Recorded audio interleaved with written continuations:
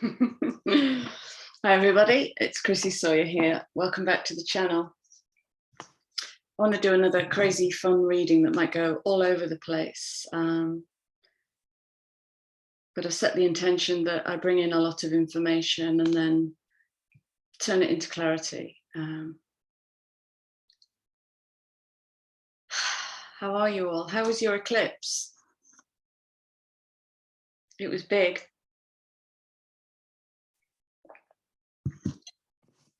Right. I have notes to set the frame because chiefly what I want to cover is the Venus-Pluto conjunction. So we've got Venus going into retrograde mid-December to the end of January. So she's coming into her shadow phase now. And this conjunction is going to be happening between Capricorn and Sagittarius. So we've got the structure, haven't we, in Capricorn? The dogma, the patriarchy, how we build our castles, I guess. So very earthy. Transitioning to Sag, which is philosophy and change of beliefs, change of understanding, changing communication, and opening up, I guess, to more expansive energies. And that all sounds lovely. So let's throw Mercury into the mix. So Mercury is about to go into shadow phase for its retrograde early next year. So that's challenging again. That's going to act as a catalyst for how we communicate. And so Pluto is the underworld, what is hidden. The occult is just what is hidden. And for about 4 days now, Hela keeps coming in. Hela as in Odin's Hela. And so I'm kind of getting this vibe of Hela and Hades as god and goddess of the underworld. And I'm going to use that to frame it because it feels quite protective, strong, fierce, safe. Hela as an archetype is the crone. And I've been talking recently about the crone finding her fierce voice.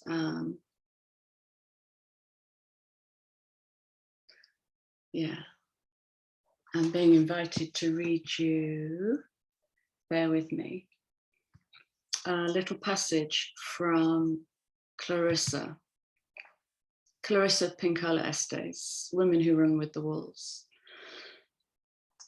When a woman's instinctual nature is strong, she intuitively recognizes the innate predator by scent, sight, and hearing, anticipates its presence, hears it approaching, and takes steps to turn it away.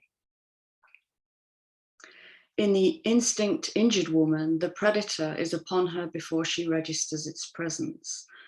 For her listening, her knowing, and her apprehension are impaired, mainly by introjects which push her to be nice, to behave, and especially to be blind to being misused. And I want to caveat this whole reading by saying, when I'm talking about masculine and feminine archetypes, they don't relate to gender. They don't relate to men and women per se. These energies are in us all. And somewhere along the line, they got buried because we keep deferring to politeness, courtesy, not wanting to rock the boat. And what I'm seeing recently also is an awful lot of victim, scapegoat, perpetrator triangle work coming in to my field from my client work. And that's speaking into the disabling of the empowered self. That's speaking into the martyr energy.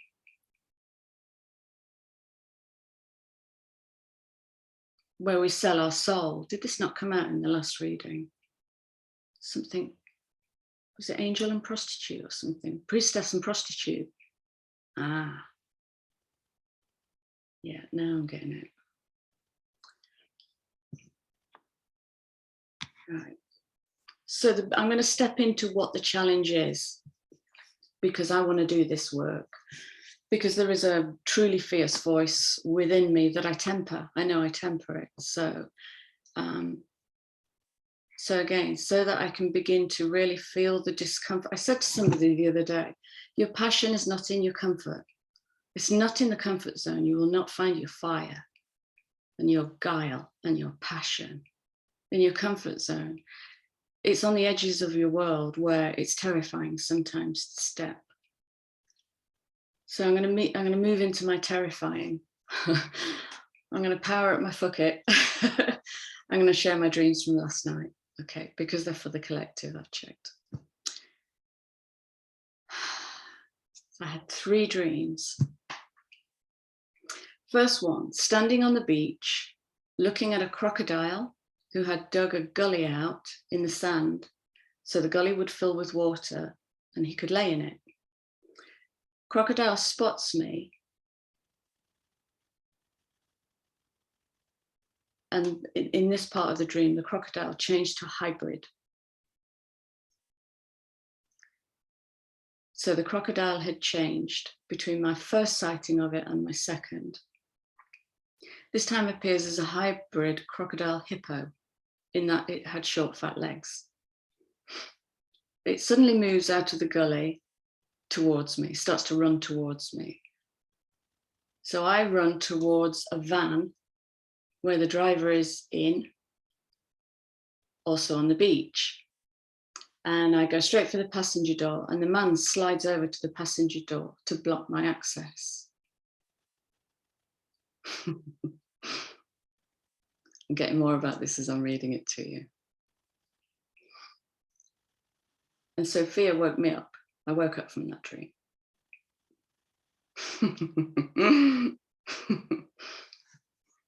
I'd love to know what happened if I'd stayed. Second dream, I'm viewing a house and we're moving down into the bottom layers of the house. Okay. And we went into the cellar.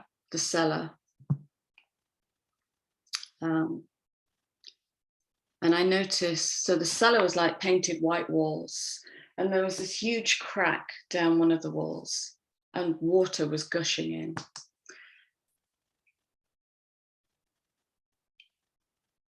So I tell the agent or seller about this leak, and he gets distracted with the leak, and I look right, and there's a room in there, there's a room in the cellar. I wander into the room, and it's just full of stuff. And I looked in one of the boxes, and I started to recognize things from school years, drawings that I'd done. And more concerned about the water that was coming in, I left, taking nothing with me. And I was really comfortable. I just kind of witnessed it, made a choice to walk away because water is coming in. Third dream, I walk back to the beach and witness a woman leaving a boat. So a boat had moored and she's disembarking from the boat onto a jetty with a wheelbarrow full of her stuff. She steps onto the jetty. The wheelbarrow is so overloaded that it overbalances, and the wheel takes her to the edge of the jetty, and the wheelbarrow starts to fall into the sea. She refuses to let go, and the wheelbarrow pulls her into the sea. So what these dreams string together into a beautiful picture.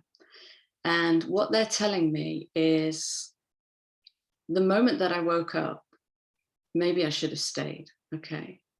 So there's something hidden in that moment of fear. And that was abject fear. Okay, that's a crocodile running towards me. But the crocodile is bringing in something ancient and changed, something ancient and altered, hybridized. The water coming in, water represents the Akash. Okay, so that's like the book of knowledge. So the Akash is pouring in so that we can gain gnosis, so that we can gain information about something at the core of us, something very deep. I don't think we even know it.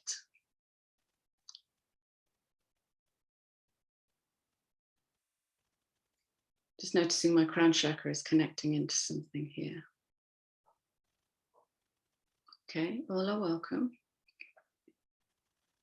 So the Akash is coming in and it's challenging us to walk away from attachment. Okay, so I saw some of my stuff in the cellar, and the house represents the house of self. The cellar is like the underworld of the self, the Hades, Ella kind of world, where we hide things because we don't know what to do with them. And I saw that the stuff in there was familiar. I know it's been done. There's nothing more to learn. I walked away, taking nothing with me. So here we have the birth of a new timeline, taking nothing with you, or taking just what is necessary. The woman that wouldn't let go of her stuff in the wheelbarrow got pulled into the sea. So she's going to have to go into purification until she's ready to let go. So there's going to be stages with this Venus retrograde, Venus conjunction Pluto. Okay, does that make sense so far? Are you with it so far? Is there anything happening in your body so far? Just tune in. Might be an idea to grab a journal. This could be a long one. So Venus is money, love, sex, luxury, self-worth, and self-value. And she's so much more. She's an archetype, in my opinion, that's been prettified. She's been empressed, and all her warrior has been sucked out of her. And I'm curious about that. I'm not saying she is a warrior. I'm saying, is she?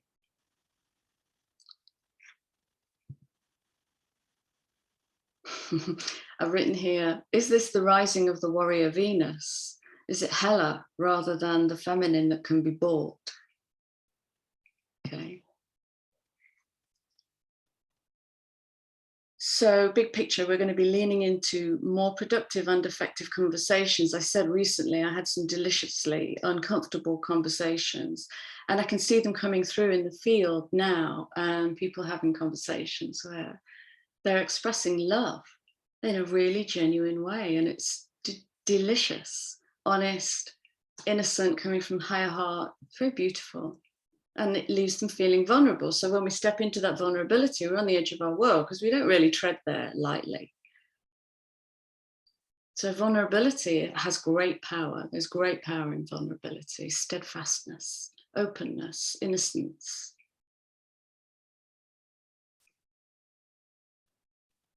And then to just sprinkle a little bit of salt onto this conjunction, Mars will be passing, well, Mars is entering Sagittarius on the 13th. Oh, goody. But moreover, it's going to be passing through that south node, Hades, underworld, everything you've hidden in the cellar.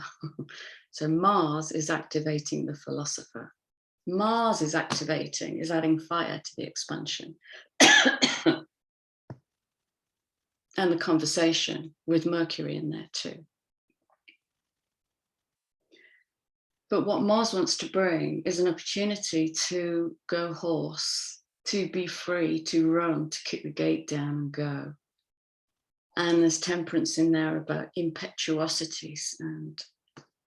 But this is how we learn, you know. I often say we've got to fuck it up before we get it right. A good, healthy conversation, got to get it wrong before we get it right, because it's mapping to a whole new generation of humanity. The ability to have adult conversations is mapping to a whole new blueprint. And I thought this was interesting. I'm going to put some links in the description box for you for where my learning has come from. This is all piled in this morning. And for the last half of December, the astrology is looking like something called a Kala Sarpa Yoga. Kala Sarpa yoga. And a Kalasarpa is when all the planets are on one half of the astrological wheel along the nodal axis, and they are. So the nodal axis at the moment is Gemini North Node, Sagittarius South Node. All the planets are down here, getting ready for the change to, I think, Scorp Taurus.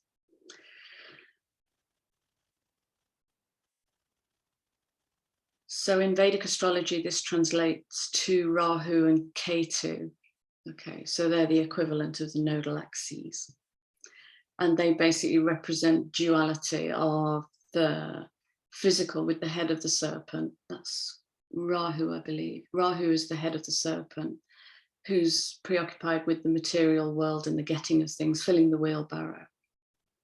And Ketu is the body of the serpent, which is all about divesting of material things. It's about unattachment, about letting go of the material. You know, not because we want to wander the streets as a pauper, but because it just doesn't matter.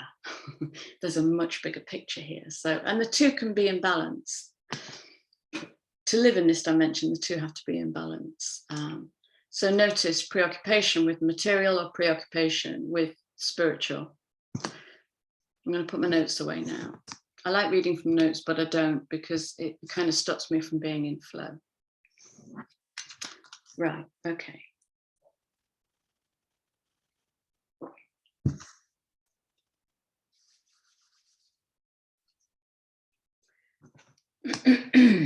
Right, I'm going to quickly bring you 3 new decks.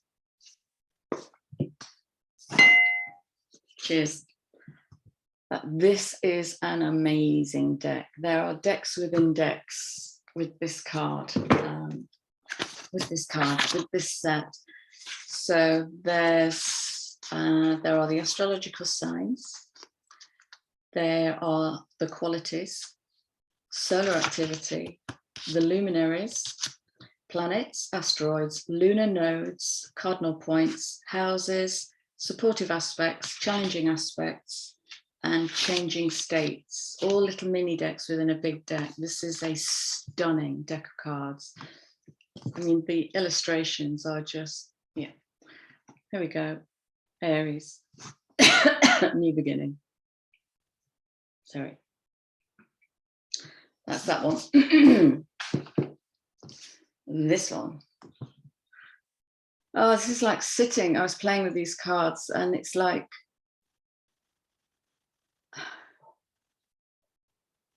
sitting on the forest floor in the damp fern and the moss. It's that. You can literally smell the forest with these.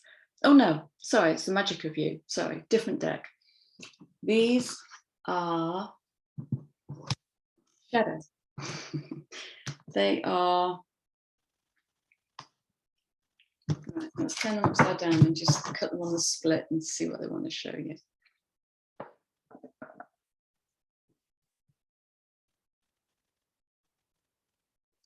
Panacea. There is a solution for every problem. Okay, so they're stunning, absolutely stunning. And these, sitting on the forest floor in the damp moss, and you can smell it. These are gorgeous cards. Split my cut. Got Aries, solutions. Oh, letting go. Listen, I've turned my screen brightness right down so I don't get goggle glare, but I can't see that you can see the cards properly. So, right, I'm going to keep that card out, letting go. Let's get going. Okay, all right. That's why I'm pausing.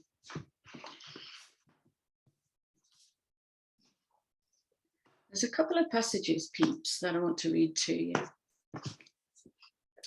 And one is from this amazing man, Ed Tick, PhD. This is him. Look at him. He's beautiful.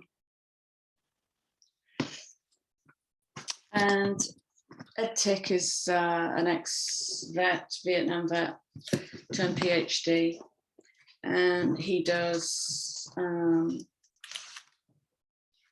he works at soul level. So he talks about moral injury and soul wounding rather than mental tomfoolery, because we can't keep treating the mental. There's so much more of us. And I love this. I love this. Are you sitting comfortably?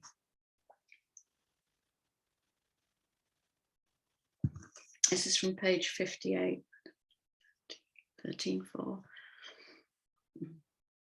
Cognitive dissonance, holding the tension of opposites, duality. So this is called the archetype of war. War itself is an archetype. It revisits humanity in almost every society and generation. It is an endlessly repeating power, story, pattern, and influence in human history. Its tales repeat in millions of lives spent on the battlefield and distorted and destroyed by it.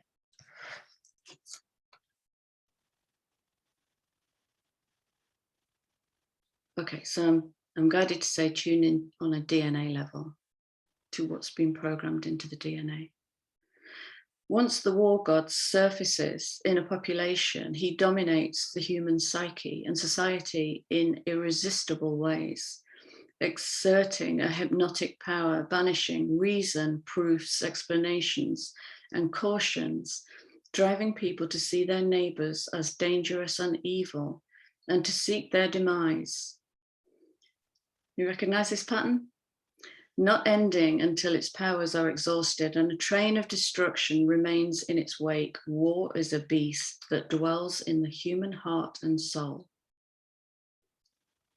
And it is so much more. Wow.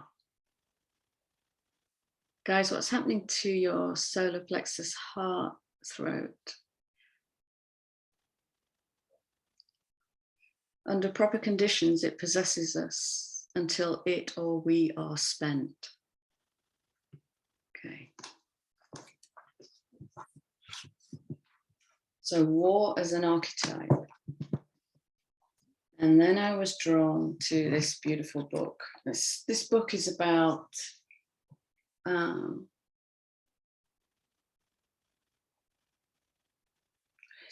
this book is about the sacred feminine as a religious leader.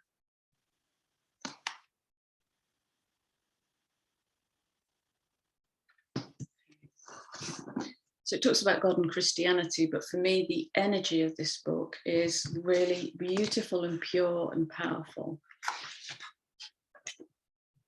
So it's thee, thy, thou language. So I'm going to translate it to modern language if I can.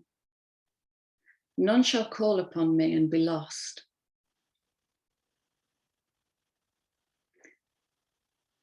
Every cry of the world shall I heed. And when the whole of a heart cries upon me, that soul shall I take beneath my mantle. Okay. This is the soul self speaking. It's basically saying, when you call, I am there. Cry and you will have answers. Love and you will be loved. Hope and your hope will be fulfilled in this world and in all worlds to come. Hold fast to the truth, for the truth is a pillar. So I get the Kabbalistic tree of life here. A steadfast pillar that all the world cannot shake. Not by the breadth of a hair has it moved since time's dawning, neither yet by the breadth of a hair until time has its end. From the uttermost height of heaven descends the pillar, descends it down as a glorious pillar of light. To the nethermost depths of the hells it descends. Nor the might of the demons can move it, not one breadth of a hair. So, This is the light of truth coming right into the rubble, always been there. It's going to be realized, and it is unshakable.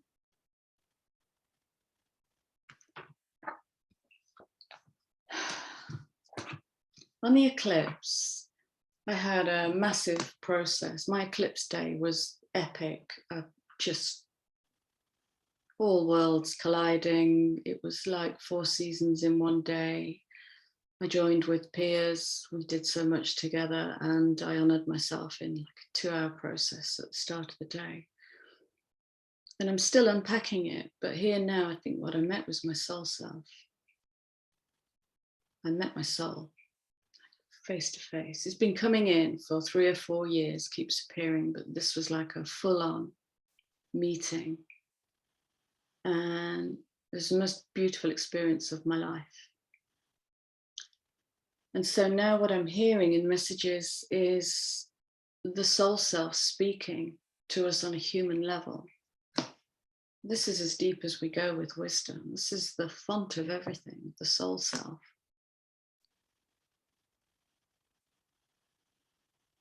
And yeah, just since Eclipse Day, it's changed my world, and it will continue to change. That eclipse will last for at least 6 months.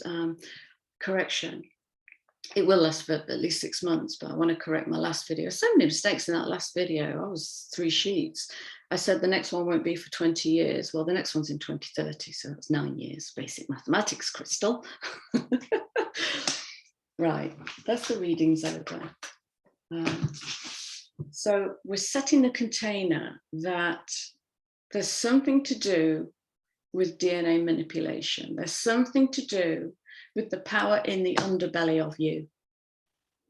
And there's something to do with Venus and Pluto and Hades and Hela. So without further agenda, where am I going? I'm going here, aren't I? Okay. I want to start with this letting go. From me, it looks like this picture's a bit fuzzy or hazy, and the lighting isn't brilliant here, but I love this space because it's not so officey and businessy. So if it's foggy, I'm sorry. So we've got letting go. Okay. What if this is the soul self? What if the soul self is the guardian of the spirit? Okay, let's start pulling messages out, please, for the collective. Simple and clear.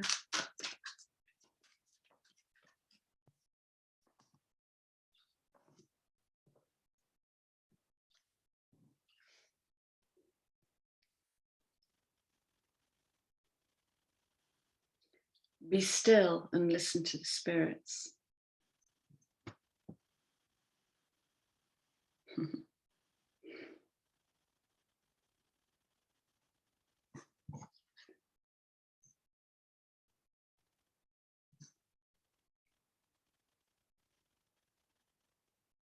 This is crone energy. It's the hidden self connecting, bringing the light in.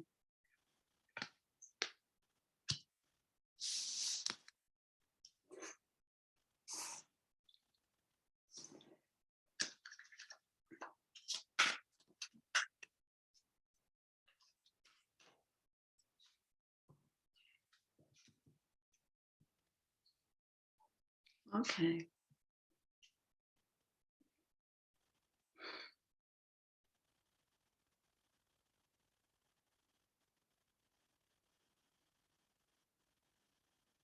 Key is within you.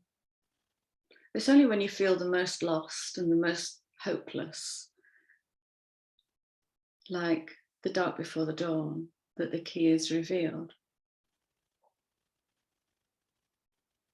When you stay with it, when you stay with that. Oh, right, okay. So I'm just being prompted to remind myself that everything I've said about this conjunction that's going to be showing up in the world is going to be showing up in here.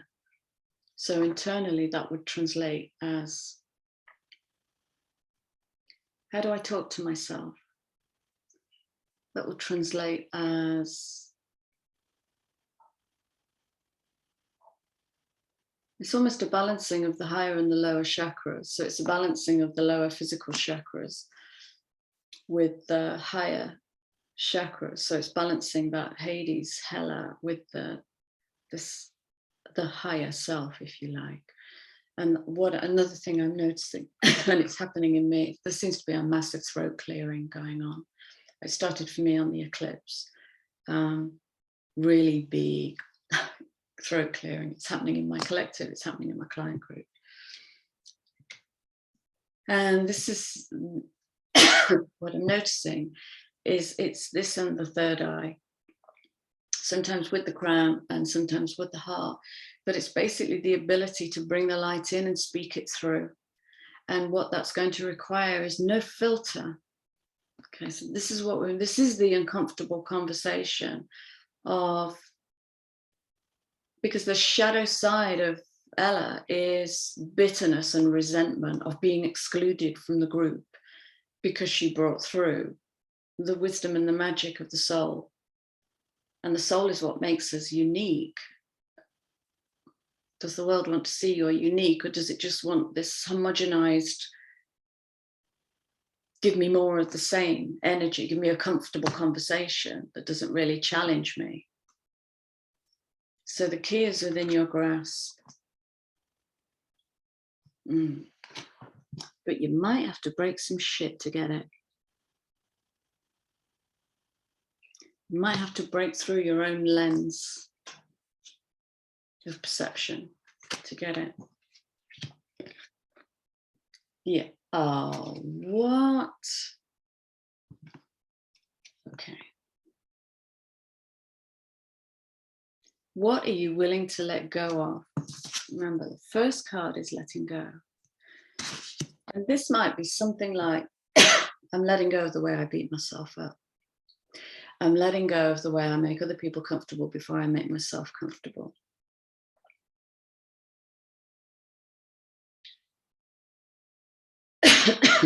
What can you let go of in the sacrifice? What can you let go of? People pleasing is a big one that's really on the radar at the moment.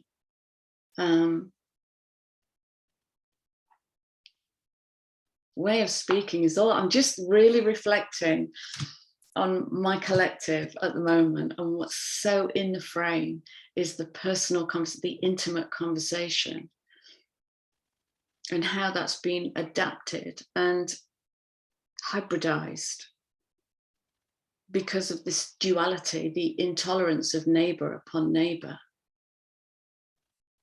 And why we imagine we're so different as beings is beyond me. We're all human. You know, we express differently, we have different values and beliefs, but ultimately we are all human. Can we let go of divisiveness?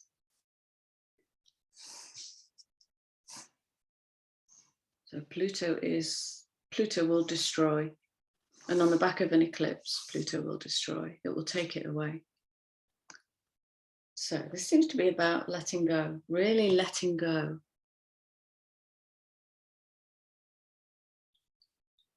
Yeah. Let's just have a look at these and see if we can drill this right down. What are we letting go of?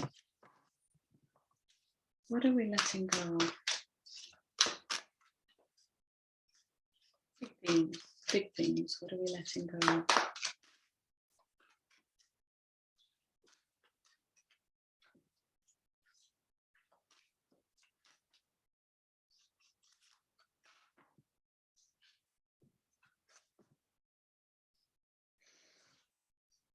That's too many. That's too many. It was the Alchemist, the card that showed itself. Is that about letting go of fear to create something new, something radically different?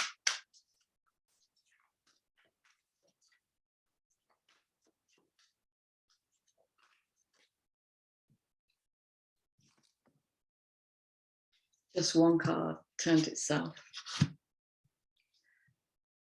Well, well, well, well.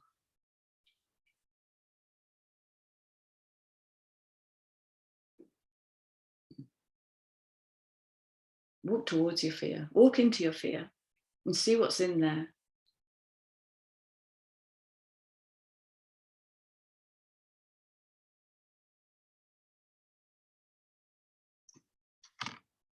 If you can.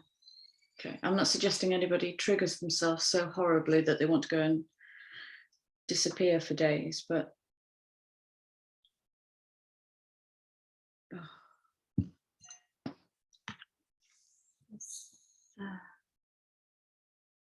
don't be afraid to see me.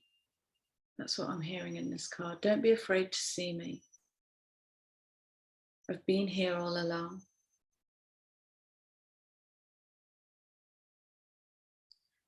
It's about the shunning. That's what I'm getting. The shunning. Shunning of the magical self. Okay. Okay. Thank you for that.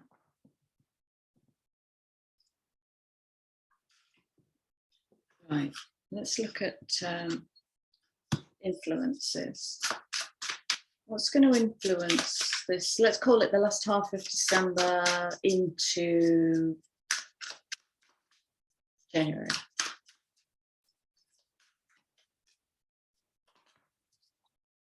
A lot. I'm not taking all of those. That's way too many. Way too many.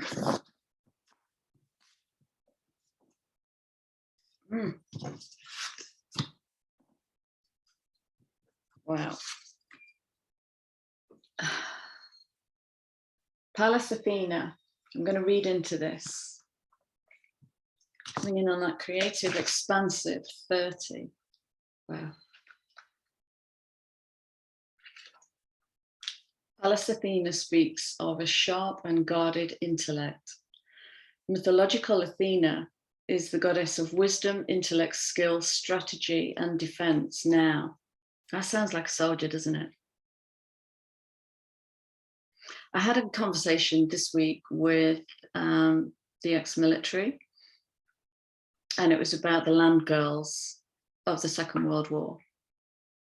And he's a beautiful fella, really in touch with his masculine and his feminine. And he was talking about how the land girls, the women that worked in the munitions factory, the women behind the men, were not thanked enough, praised enough, raised up enough, recognized enough. As soon as the war was over, they were discarded. And those kind of women, and I did a study into the women of World War II a few years ago, and it blew me away. Give them battle dress and they'll be on the front line. Women as warriors. Wow. Her father Zeus swallowed her mother Metis. Well, that wasn't very nice, was it? As a metaphor, that is the consuming of the feminine rather than the expressing of it. Consuming is to swallow, to digest and not share. Swallowed her mother Metis, goddess of wise counsel and planning, possibly to hide her from his spouse Hera. Athena gave her father a pounding headache, then leapt fully grown and completely armored from her father's forehead. This powerful goddess could beat the males at their own game and challenge the world to never underestimate feminine strength and wisdom. I'm liking where this is going. Remember, men, if men are watching, this is in you. This is for you. This is the power in the feminine that's in you, waiting to be born. Action. Pallas Athena loans you the ability to walk into a boardroom or other professional situation and be ready to take on any challenge completely in your power with just the right words at hand. And the confidence and the boldness to speak those words through, to not belittle yourself, to make the men comfortable. Fuck that. Done with that. Ask Pallas Athena. Pallas Athena is within you. Speak to her. She can help you navigate the echelons of power. It's all coming down. Wow, Capricorn. Structures coming down, masculine structures coming down. Wow, wow, wow. Challenge. Wherever you are on the gender spectrum, do not think you need to deny or disrespect the feminine, the anima, and the heart in yourself and others in order to access brilliant intelligence and competence. Ask for help when you need it, and divine answers will reveal themselves. Be still and listen. You can think through this situation with a combination of rigorous logic and real curiosity about the truth, all connected to an open heart. I'm liking where this is going. Interesting. And on the bottom, again, is Aries. So that clearly wanted to come out. Act, begin. So we've got beginnings coming. So generally, I am generalizing horribly here. These cards are amazing.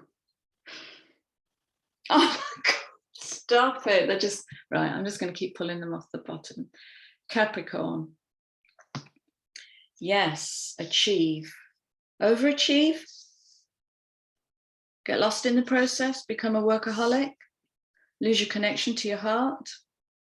I know I'm feeling into the shadow side of Capricorn, but Capricorn's going to be challenged in this by Pluto. 7th house, relationship.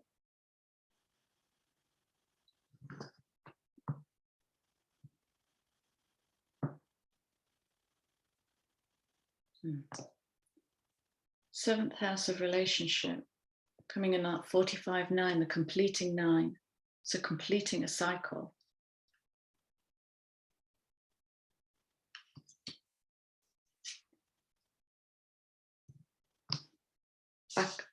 Right, I'm just not going to talk into this. This conjunction is happening between Capricorn and Sagittarius.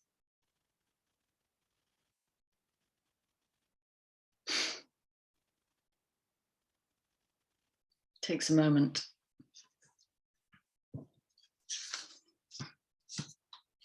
Well. All right, so what have we learned there? What we're learning is she's not just good to dig ditches and make munitions and get lead poisoning and still have to go home and raise the family alone. She's a fucking warrior. She's a warrior.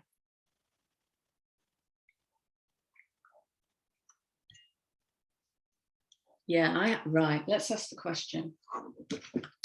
Let's go to Sacred Forest and respectfully inquire, what's the truth about Venus? Who is she really?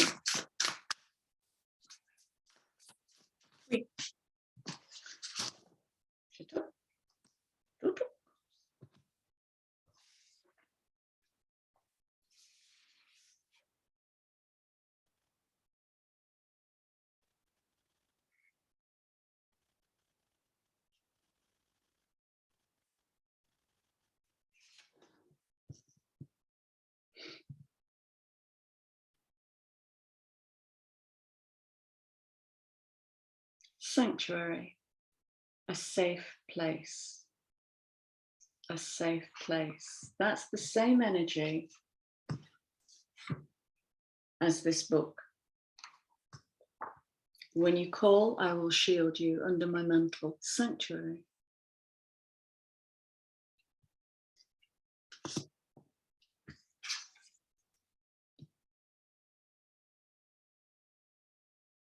Wisdom.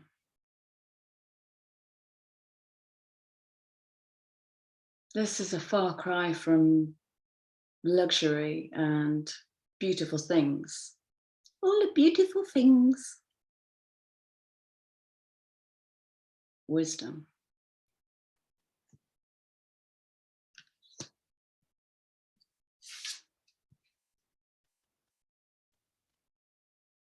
Gratitude. I'm going to read this one out.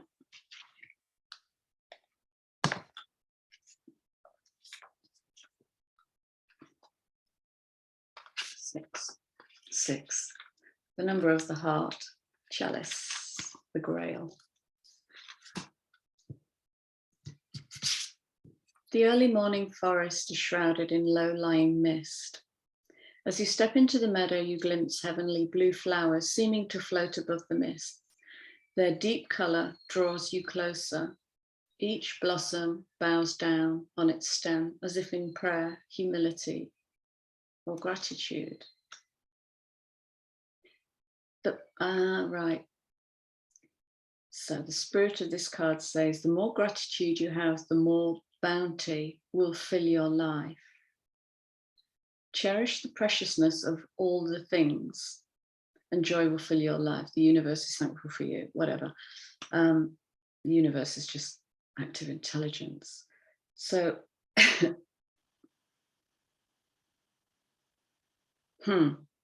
wow. Bluebells open the door to magic. Legends describe ringing the bluebell like you would ring a bell in order to bring magic to you. So it's the call. This is the call.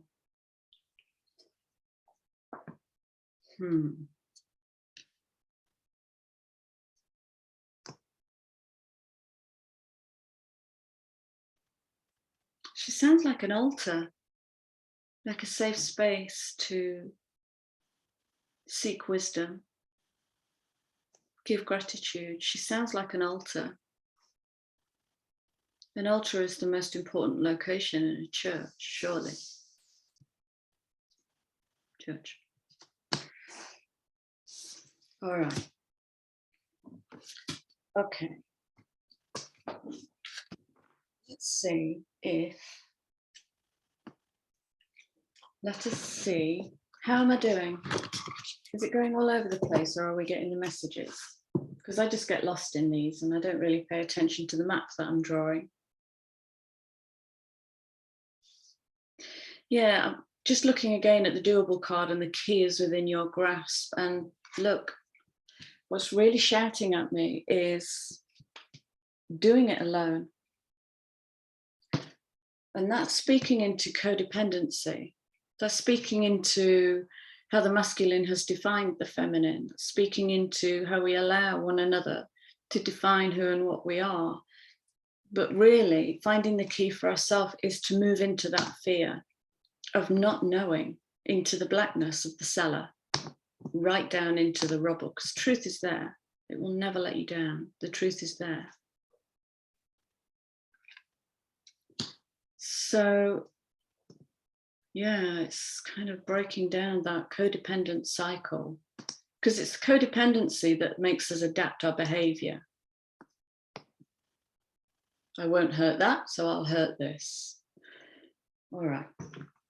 I'm tempted to have a look at the Isis oracle and just see if she has a message. Do you have a message for this? Is there a message for the collective, for this Venus-Pluto conjunction?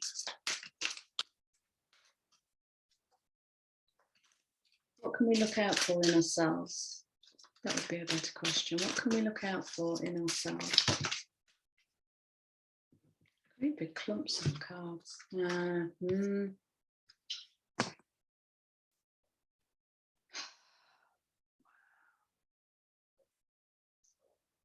Wow, wow, wow.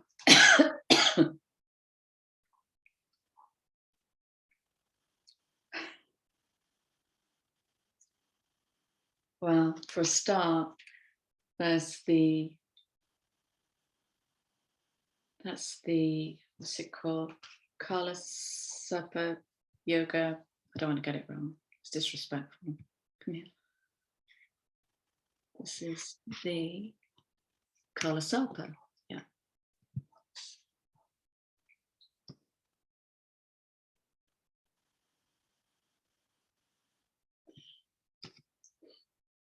So what this is saying is it's about the balance of the material with the immaterial, the balance of the physical, non-physical, and the balance of the physical, metaphysical, so the spiritual self. So this is Priestess of the Serpent Sisterhood. And here we have another sisterhood. So this is, wow.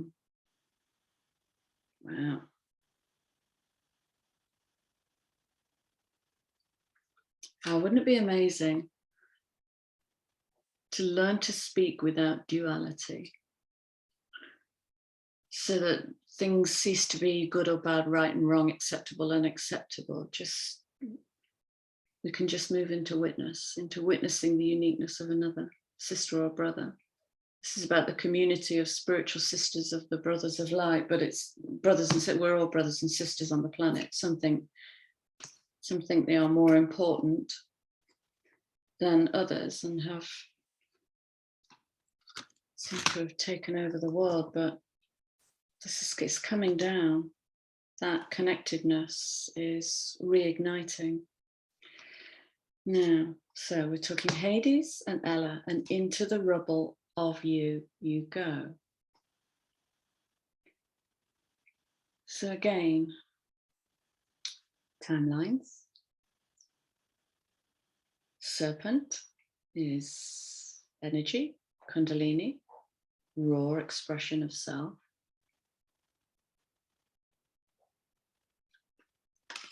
So you might start having visions and thoughts that might feel a bit new.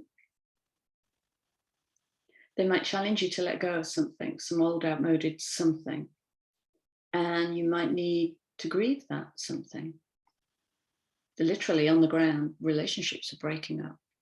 This is the post-eclipse effect of the bits of luggage that we don't want to take with us on our way to the platform.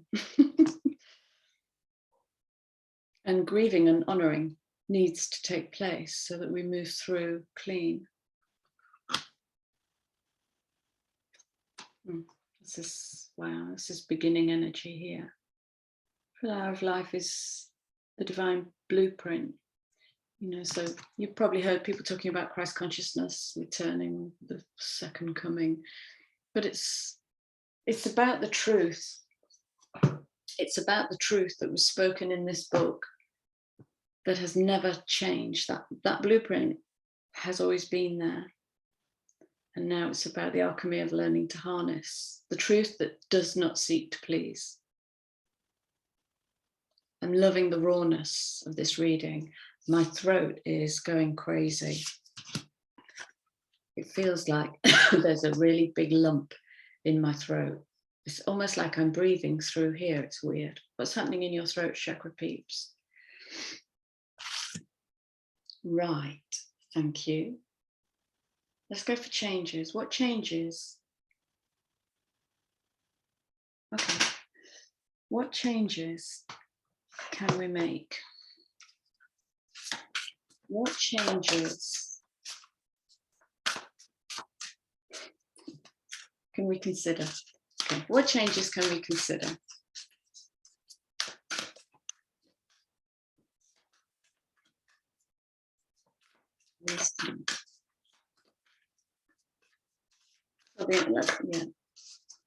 Yeah. For the end of the year into next year.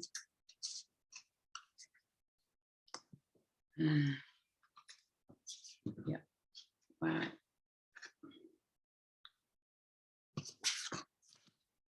So remember the stop and listen card. Don't ignore your niggle. That's your inner voice.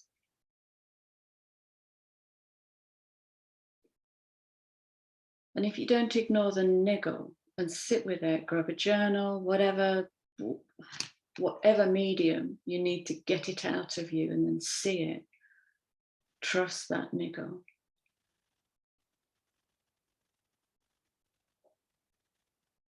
Because how much love do you have the capacity to receive?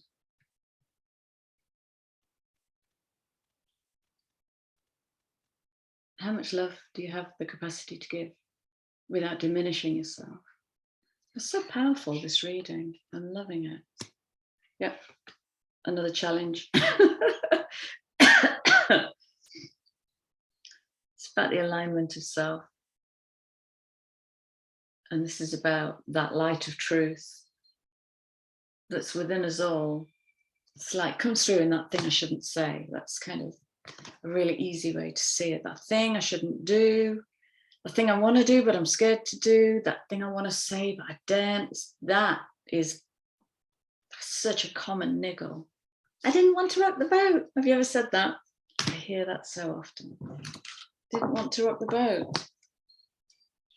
And yet you are rocking. Right, so they're the challenges. Align your life, trust the niggle. Trust the niggle. There's like this, there's going to be like, this is just what I'm sensing. There's going to be like a kind of gentle holding space. So we had a whoosh of energy around the eclipse, and there was this sudden tidal wave of busyness. And now it's steadying off a little bit. So it's sounding like you're going to have time over the Christmas break into early next year to maybe start a journal to the niggle, maybe an ode to the niggle, whatever, to really start drilling down. Okay, start drilling down. What is that niggling feeling trying to tell you? You'd be surprised at how much we're not listening to.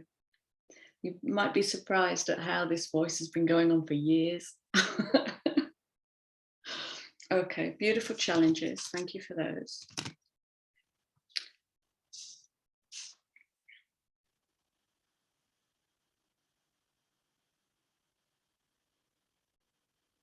I'm curious where the masculine is in this reading.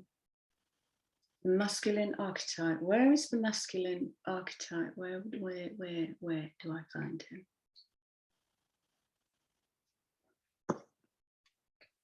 I find him in the tarot, apparently. Show me the masculine archetype. What's he going through right now? And I'm not saying this Venus reading is about the feminine archetype, but there is so much ancient feminine coming through that I'm now curious. What is happening to the masculine?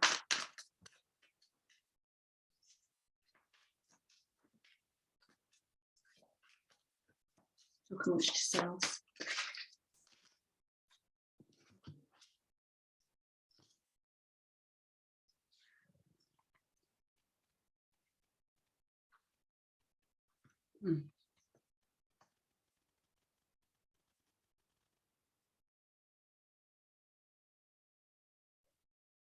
Wow.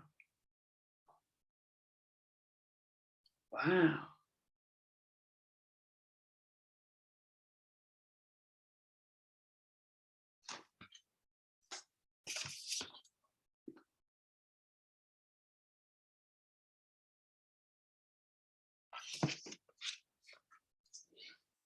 It looks like he's birthing his passion.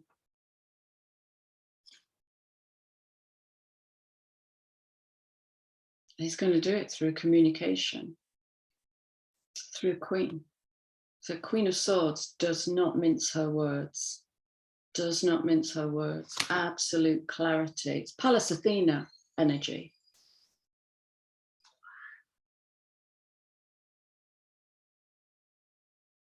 Want another card. What's the underlying card? Yep. Inverted. Nine of Swords. Anxiety and worry inverted. So getting over that nervousness to come forward and speak with passion and clarity. Woo-ha! Oh, this I've got to see. This I've got to see. So harnessing that queen energy to birth. And we've got Aries in the mix, so this is birth. Yes, okay, thank you. So we've got this 3-month period. And what I'm sensing is that come spring, Aries, next year, and we always rebirth in Aries, but there's so much astrology, there's so much change that come spring next year, I just think we're going to start seeing the gathering of new soul groups, the birthing of new things that are coming from passion rather than bottom line. just passion. The thing you can't not do because you're just so in love with it. You just love it so much, and you're driven in a different way, not in a way that's insecure because you need to feed your family, just because you love to do it. It's feeding the soul. It's feeding the soul.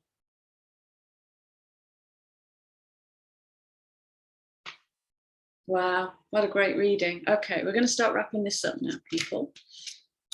And where are we going to go? What is that?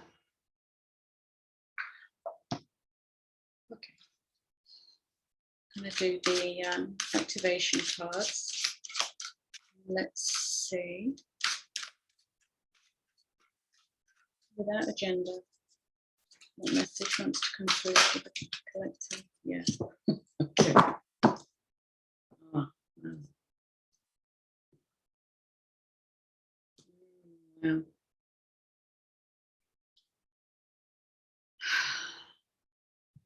Yeah. Well, what I'm really drawn to on this card is that number 12. 12 is the number of government. So we have a 12 count system, 12 zodiac system, 12, 12, 12. Masculine. Feels patriarchal. 13 is feminine. It feels linear, straight lines, and the 13 feels, well, like the way I read cards, I'm all over the place and building all over the place. So change is an absolute certainty. Of course it is. We're always changing. The frequency of change supports our ability to gracefully dance with the forever changing nature of reality, both inward and outward, so that we can appreciate the sweet release of the old and the birth of the new. Yeah, gratitude, appreciation. And the frequency of change can terrify us. You know, let's not downplay this, but the frequency of change can terrify us. It's okay to experience that if it's of your own volition. Okay, don't be made to do anything. You come through in your own, you come through on your own dynamic.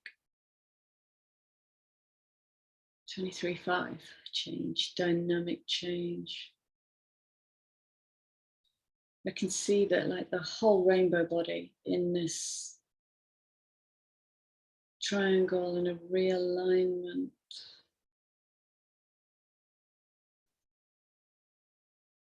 Wow.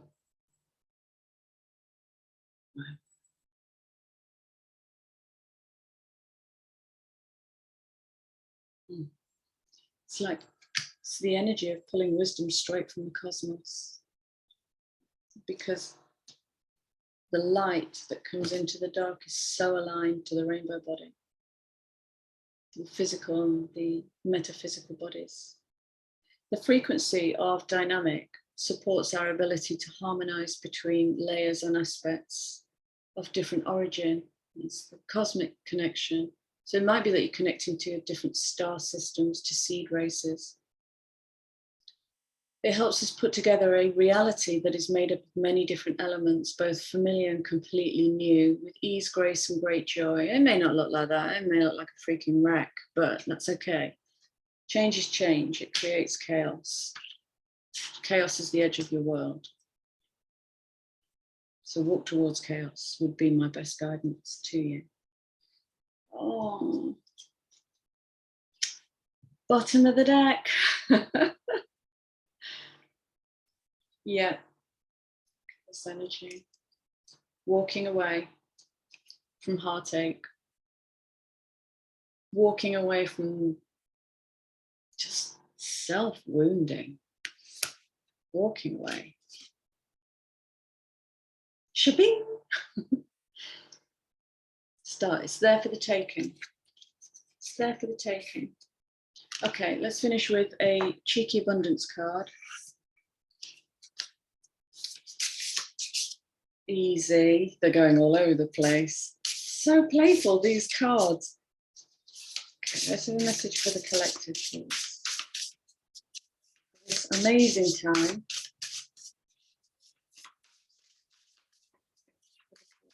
Please.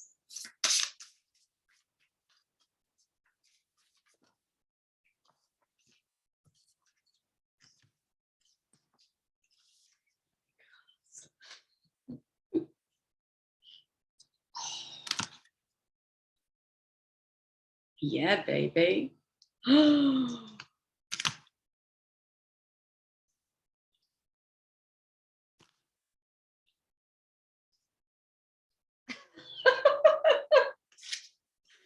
so we've had change 3 times. We've had letting go twice.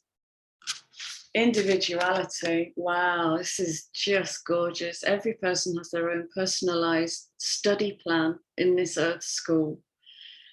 Individuality is the naked expression of your light. It is transcending ego and speaking straight from the soul self. This is where individuality will build something new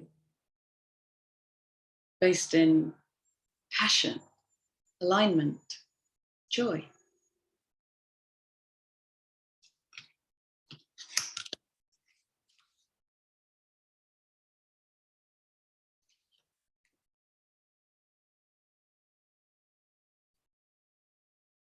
I don't know why they use an image of a lion. No disrespect, but lion doesn't represent power to me.